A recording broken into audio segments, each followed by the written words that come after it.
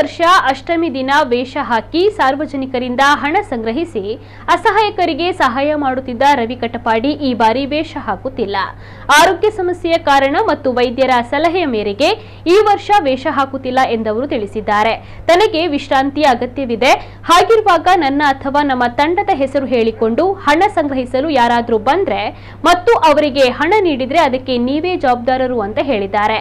ಕಳೆದ 10 ವರ್ಷಗಳಲ್ಲಿ 1.70 ಕೋಟಿ ರೂಪಾಯಿ ಸಂಗ್ರಹಿಸಿ 182 ಮಕ್ಕಳಿಗೆ ವಿತರಿಸಲಾಗಿದೆ ಎಂದಿದ್ದಾರೆ. ಈ ಕುರಿತಂತೆ ನಮ್ಮ ಉಡುಪಿ ಪ್ರತಿನಿಧಿ ಪ್ರಮೋದ್ ಸುವರ್ಣ ಅವರು ರವಿ ಕಟಪಾಡಿ ಅವರ ಜೊತೆ ಚಿಟ್ಚಾಟ್ ನಡೆಸಿದ್ದು ಅದರ ವಿವರ ಇಲ್ಲಿದೆ. ಉಡುಪಿಯಲ್ಲಿ ಕೃಷ್ಣಾಷ್ಟಮಿ ಬಂತಂತ ಹೇಳಿದ್ರೆ ನಾವು ರವಿ ಕಟಪಾಡಿಯವರ ವೇಷವನ್ನು ಕಾತರದಿಂದ ಕಾಯ್ತಾ ಇರ್ತೇವೆ. ಅದೇ ರೀತಿಯಲ್ಲಿ ಮಕ್ಕಳು ಕೂಡ ರವಿ ಕಟಪಾಡಿಯವರ ಯಾವ ರೀತಿಯ ವೇಷ ಇರುತ್ತೆ ಎಂಬುದನ್ನು ಕಾತರದಿಂದ ಕಾಯ್ತಾ ಇರ್ತಾರೆ. ಆದರೆ ಈ ಬಾರಿ ತಮ್ಮ ಅನಾರೋಗ್ಯ ಕಾರಣದಿಂದಾಗಿ ಅವರು ವೇಷ ಹಾಕುವುದಿಲ್ಲ ಎಂಬ ಒಂದು ಮಾಹಿತಿ ಕೂಡ ನಮಗೆ ಲಭ್ಯ ಆಗಿದೆ. ನಮ್ಮೊಟ್ಟಿಗೆ ರವಿ ಕಟಪಾಡಿ ಅವರಿದ್ದಾರೆ. ಯಾವ ಕಾರಣಕ್ಕಾಗಿ ಈ ಬಾರಿ ಅವರು ವೇಷ ಹಾಕುವುದಿಲ್ಲ ಎಂಬುದನ್ನು ಅವರ ಮಾತಲ್ಲಿ ಕೇಳೋಣ. ರವಿ ಕಟಪಾಡಿ, ಈ ಬಾರಿಯ ವೇಷ ಹಾಕುವುದಿಲ್ಲ ಎಂಬ ಒಂದು ಮಾತು ನಮಗೆ ಕೇಳಿ ಬರ್ತಾ ಇತ್ತು. ಯಾವ ಕಾರಣಕ್ಕಾಗಿ ತಾವು ಈ ಬಾರಿ ವೇಷವನ್ನು ಹಾಕ್ತಾ ಇಲ್ಲ ರವಿ? ಪ್ರಥಮವಾಗಿ ಎಲ್ರಿಗೂ ನಮಸ್ಕಾರ.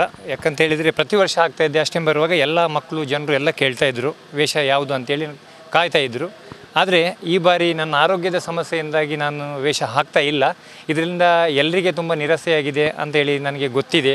ಹಾಗಾಗಿ ನಾನೆಲ್ಲ ಕರೆಕ್ಟ್ ಆದಮೇಲೆ ನನ್ನ ಆರೋಗ್ಯ ಸರಿಯಾದ ನಂತರ ನಾನು ಖಂಡಿತ ಮುಂದಿನ ವರ್ಷ ವೇಷ ಹಾಕಿ ನಿಮ್ಮ ಮುಂದೆ ಬಂದೇ ಬರ್ತೇನೆ. ಅದಕ್ಕೋಸ್ಕರ ಈ ಬಾರಿ ಒಂದು ಸಲ ನನಗೆ ನೀವೆಲ್ಲರೂ ರೆಸ್ಟ್ಗೋಸ್ಕರ ನನಗೆ ನೀವು ಅವಕಾಶ ಮಾಡಿಕೊಡ್ಬೇಕಂತೇಳಿ ನಾನು ನಿಮ್ಮ ಹತ್ರ ಕೇಳ್ಕೊಳ್ತೇನೆ. ಅಂದರೆ ಸಾಕಷ್ಟು ಅನಾರೋಗ್ಯ ಪೀಡಿತ ಮಕ್ಕಳಿಗೆ ತಾವು ಏನು ಸಹಾಯಧನ ಮಾಡಿದ್ದೀರಿ. ಈ ಬಾರಿ ಅಂತಹ ಮಕ್ಕಳು ವಂಚಿತರಾಗ್ತಾರೆ ಎಂಬ ಒಂದು ಮಾತು ಕೂಡ ಕೇಳಿ ಬರ್ತಾ ಇತ್ತು. ಇದಕ್ಕೆ ಏನು ಹೇಳ್ತೀರಿ? ನಿಜವಾಗ್ಲೂ ತುಂಬ ಜನ ನನಗೆ ಅಪ್ಲಿಕೇಶನ್ ಕೊಟ್ಟಿದ್ದಾರೆ, ನಮ್ಮ ಮಕ್ಕಳಿಗೆ ಕೊಡಿ, ಅದಲ್ಲದೆ ದೊಡ್ಡವರು ಕೂಡ ಕೊಟ್ಟಿದ್ದಾರೆ. ಆದರೆ ನಾನು ಎಲ್ರಿಗೂ ಹೇಳಿದ್ದೇನೆ ಸ್ವಲ್ಪ ಸಮಯ ವೆಯ್ಟ್ ಮಾಡಿ, ಆ ನಂತರ ಮುಂದೆ ನಾನು ಏನಂತ ಹೇಳ್ತೇನೆ ಅಂತ ಹೇಳಿದ್ದೇನೆ. ಆದರೆ ನಮ್ಮ ಡಾಕ್ಟರ್ ಹತ್ರ ಕೇಳಿದಾಗ ನೀವು ಈ ಸಲ ಹಾಕಬಾರ್ದು ಅಂತ ಹೇಳಿದಾಗ ನಾನು ಕೆಲವರಿಗೆ ಹೇಳಿದ್ದೇನೆ, ನೋಡೋಣ ಬೇರೆ ಯಾವ ಟೀಮ್ನವರಾದರೂ ಇದ್ದರೆ ನಾನು ಅವರ ಹತ್ರ ಕೊಡ್ತೇನೆ,